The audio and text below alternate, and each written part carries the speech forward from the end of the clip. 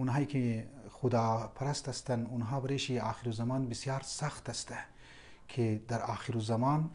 مشکلاتی قدر برای دیندارا مایه که حیران میشن، متحیر هستند که بایی خدایا مو چیکار کنی در آخر زمان. واقعا منگر نیزانی من آخر زمان امده و اونو دیدین که در کویتا دودن مظلوم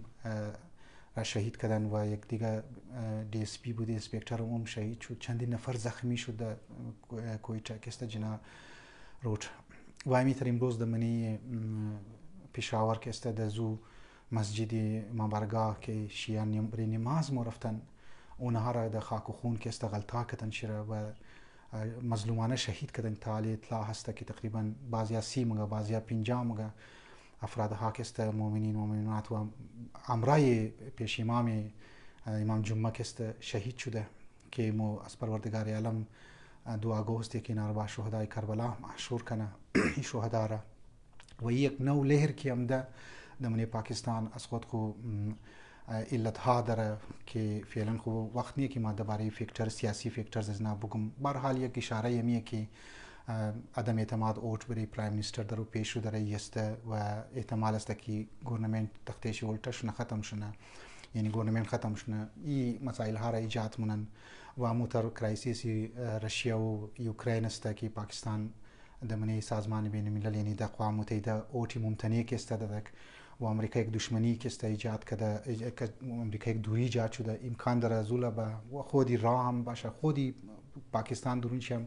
امکان داره که این مشکلات در ایجاد منه و ما امیدوار هستم که مؤمنین و مؤمنات و برادران و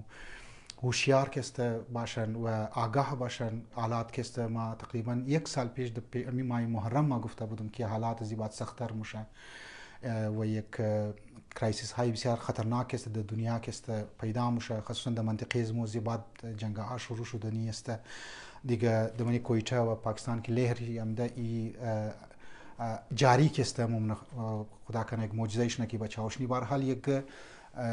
لهر که است امده و ای جاری ممن و کویتا والا که است باید احتیاط کنن، شیعان پاکستان کلا احتیاط کنن، سکیوریتی خو مضبوط کنن، در کراچی سکیوریتی خو مضبوط کنن، پشاور امیده در کویتا مختلف جاها رش هست اونها باید چیمای جوان ها باید بیدار باشه، باز باید باشه. اینها را زو خاطر گفتم که ازانی من مو در فتنه های آخر زمان قرار داره.